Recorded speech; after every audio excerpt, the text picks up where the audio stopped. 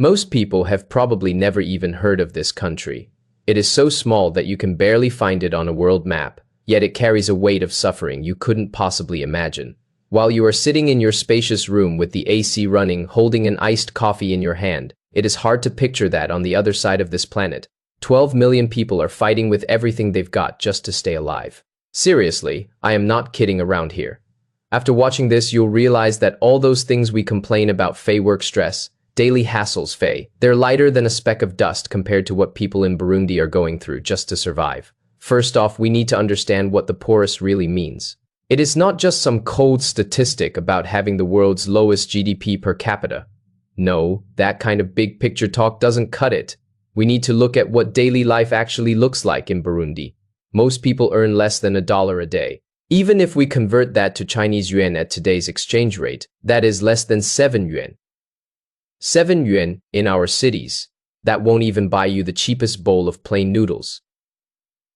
It might only cover an hour of parking. But here, that is what an adult laborer takes home after working from sunrise to sunset, after pouring out sweat all day long, and that money has to feed an entire family. You heard that right, an entire family, walking through Bujumbura, Burundi's capital. You get this incredibly surreal feeling. This is supposed to be the nation's capital, but you barely see any decent high-rises. The roads are full of potholes and covered in red dust everywhere. But what really shocks you isn't the crumbling infrastructure, it is the people on the streets. You'll see streets packed with people pushing bicycles. These bikes aren't for commuting, and they're definitely not for exercise. They're the backbone of Burundi's economy, the only logistics system they've got. The cargo piled on the back of these bikes is beyond anything you could imagine. Sometimes it is bananas stacked like a small mountain. Sometimes it is hundreds of heavy red bricks. Sometimes it is even a queen-size mattress or several huge sacks of charcoal. These bike pushers are called banana men or transporters. They're often so skinny you can see skin stretched over bones, ribs clearly visible one by one, veins bulging from their arms from the extreme exertion, looking like winding earthworms. They don't have trucks, no pickups, not even donkey carts. All they've got are their own 2 legs. Pedaling those beat-up old bikes, some without even working brakes, hauling hundreds of pounds of cargo over hilly, bumpy roads. You are probably wondering how much they make for this kind of work, if they're lucky. For one delivery, riding dozens of kilometers, crossing mountains and valleys, they might earn about 2,000 to 3,000 Burundi francs. Sounds like a lot, right? But converted to Chinese yuan, that is only about 5 or 6 yuan. For that 5 or 6 yuan, they're pushing their bodies to the absolute limit, going uphill. They can't even pedal anymore. They have to get off and push. You'll see this tiny figure pushing cargo that weighs several times more than they do. With every step, their feet sink into the dirt. Sweat pours down like rain and evaporates instantly. And going downhill, that is when it gets terrifying, because the bikes usually don't have brakes, or the brakes broke a long time ago. They have to use the soles of their feet to rub against the tires, or just drag their feet on the ground to slow down. Most of them have worn straight through their shoes. Their feet are covered in thick calluses and wounds. On Burundi's roads, you'll often see bikes lose control and flip into ditches, rider and cargo together. Minor injuries mean broken bones. Serious ones mean death. But even so, as long as they can still move, they'll get up, pick up the bike, and keep going with the delivery. Because if they don't deliver, there is no dinner that night. This is Burundi's logistics system, running purely on human muscle and willpower. Speaking of food, this might be the most heartbreaking topic in Burundi. In this country, hunger isn't an occasional state, it is the norm. It is like the air, a background reality that is everywhere. According to the Global Hunger Index, Burundi consistently ranks number 1 in the world. It is the hungriest country on earth. The kids here are mostly malnourished. You'll see children who are clearly 7 or 8 years old, but look like they're only 3 or 4. Their bellies are swollen and distended. That is not from eating too much. It is aside from severe protein deficiency, a pathological symptom of chronic hunger. Their hair is often yellowish and brittle, and their eyes have this vacant, numb look that doesn't match their age. That is because their developing brains have never gotten the nutrition they need. In this country, meat is an incredibly extravagant dream. An average family might only buy a tiny bit of meat once a year, maybe on a major holiday or when the most honored guests visit.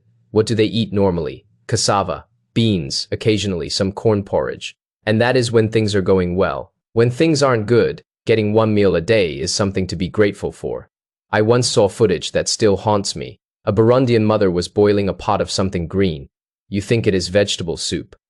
Number. It is just wild grass she picked, with a little bit of salt added, boiled into a mush. That is what she and her 3 children will eat all day. The kids gather around the pot, eyes locked on that green liquid, swallowing their saliva. In that moment, you really start to wonder if God has truly abandoned this place. And here is the thing, Burundi's natural environment isn't actually that harsh. It is located in the East African Rift Valley. It has got mountains, water, and the climate is actually pretty decent. It is even called the heart of Africa. The land can grow things, coffee and tea, for example. But most of the profits from these cash crops never make it into the farmers' pockets, which brings us to this country's tragic history and chaotic present. Like many African nations, Burundi was once a colony first ruled by the Germans, then taken over by the Belgians. To make governing easier, the colonizers artificially created ethnic divisions, splitting the local population into Hutu and Tutsi, sowing discord and making them hate each other. These seeds of hatred bloomed into something truly evil after the colonizers left. In the decades since independence, Burundi has been stuck in an endless cycle of civil war, coups, and massacres. One warlord takes power today, another general seizes control tomorrow. Every change of power comes with rivers of blood. This constant turmoil completely destroyed the country's economic foundation. Nobody dares to invest. Nobody dares to build factories. Infrastructure is basically non-existent. The entire country is trapped in a vicious cycle. The poorer it gets, the more chaotic it becomes. The more chaotic it gets, the poorer it becomes. Today's Burundi, while large-scale civil war has temporarily subsided, remains extremely fragile. Young people see absolutely no hope. Educational resources are desperately scarce. Many kids can't afford to go to school at all. Even if they manage a few years of education, they can't find work afterwards. Because this country simply doesn't have any industries. Apart from farming or going to the capital to deliver goods by bicycle, there are virtually no other options. In rural Burundi, you'll see scenes like this. Groups of able-bodied young men sitting around on dirt piles at the village entrance, soaking up the sun, staring blankly into the distance. It is not that they're lazy, there is literally nothing to do. The land is limited and has been overfarmed for years, yielding next to nothing.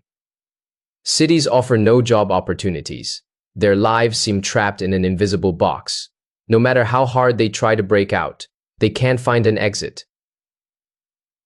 In this country, avocados have actually become poor people's food because they grow abundantly here and are dirt cheap, maybe a few cents in yuan for one. That sounds pretty good, right? After all, back home avocados are the poster child for healthy eating and cost a fortune. But in Burundi, people eat them because there is literally nothing else. And eating just avocados doesn't fill you up or provide the complete nutrition your body needs. When a nation's people can only fill their stomachs with fruit, that is not some pastoral ideal, it is a survival crisis. Let's look at their living conditions. In the capital's slums or out in the villages, most houses are built from mud and branches. During the rainy season, it is common for it to rain outside and drip inside. The floors are just dirt, no concrete, certainly no tiles. At night, most places have no electricity. Try to imagine this. Actually, let me just describe that darkness for you.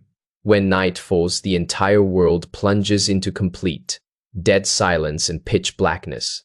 No street lights, no flickering television screens, no glow from phone screens, just occasional insect sounds and distant dog barks. In this kind of darkness, people can't do anything but sleep.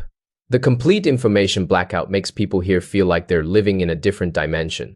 They don't know what is happening in the outside world, and they don't really care because figuring out where tomorrow's breakfast is coming from is the only thing that matters. What happens when you get sick? This is an even heavier topic. Burundi's medical resources are scandalously inadequate. Many villages don't have a single decent clinic within dozens of kilometers. Even when there is one, it might only have 1 or 2 barefoot doctors with minimal training and some expired aspirin here. A simple case of malaria, a minor infection, or complications during childbirth can be a death sentence. I remember a volunteer who'd been to Burundi saying that what hit him hardest was the sense of helplessness. You see a kid burning up with fever, you give them fever medicine, maybe they're better today. But what about tomorrow? What about next month? You can't save everyone. You can't even completely change the fate of the person right in front of you. That kind of despair, it eats away at your soul. But even in this hellish living environment, you can still see the light of humanity, that incredibly stubborn life force that makes you want to cry. Walking down the street, even though people are dressed in rags, even though their stomachs are empty, when you point a camera at them, many kids will still flash you their bright white teeth and give you the most radiant smile. In that smile, there is no resentment, no hostility, just pure innocence. They'll gather around you, curiously checking out your equipment, greeting you in a language you can't understand. And those fathers on bicycles to earn a little school money for their kids, to buy a bag of salt for the family. They pedal day after day under the scorching sun, using those skeletal frames to carry the weight of the entire household. That sense of responsibility, that love for family, against the backdrop of poverty, it becomes especially precious. Some images will really pierce your soul. Like at the market in Bujumbura, you'll see people selling secondhand clothes. Most of these are donations or cast-offs from Europe and America that we'd consider trash. You might see a Burundian guy wearing a 2018 London Marathon t-shirt or clearly women's jacket. They don't care if it looks good or fits right. As long as it covers their body and keeps them warm, it is the greatest blessing. This is globalization at its most brutal. What we casually throw away becomes their treasured new clothing. At this point, I am feeling really heavy. We live in an age of material excess. We spend our days worrying about what to have for lunch, whether we like the colorway on these shoes, why our food delivery is 10 minutes late, the things we take for granted, water, electricity, internet, healthcare, education, to people in Burundi. These are distant miracles. This world has never been fair. Where you are born really is just a roll of the cosmic dice. What country you are born in largely determines the difficulty setting of your entire life. The people of Burundi were born into hell mode. They didn't do anything wrong. They were just unlucky enough to be born in a cursed country. So what is the point of watching this documentary? Is it just to satisfy some morbid curiosity? Is it just for cheap sympathy? Absolutely not. When we complain that life isn't fair, think about that teenager in Burundi pushing 500 pounds of bananas uphill. When we waste food, think about that mother feeding her kids wild vegetable soup. When we cry depression over some minor setback, look at those faces still trying desperately to survive in the midst of despair. Burundi's suffering is a mirror. It reflects how lucky we are and how broken this world is. It reminds us that everything we have isn't something we're entitled to. I also hope that if you watching this have the means, you can pay more attention to this corner of the world. Maybe we can't change this country's fate, but even a little bit of attention, a little bit of aid for one specific person in Burundi, that might mean the hope to keep living finally. I want to say, cherish the life you have now. Really, eat well, work well, love the people around you well. Because every ordinary day that you take for granted is a paradise that people in Burundi wouldn't dare dream of. This world is cruel, but as long as there are people willing to see, willing to document, willing to reach out and help, there will always be a glimmer of light in the darkness. This is the real Burundi, the poorest country on earth. After watching this, do you regret it? I don't think you will. Because this kind of pain is necessary to stay awake, to keep our conscience alive. Thank you for listening. If this content moved you, please share it so more people can see this forgotten corner of the world. I'll see you next time.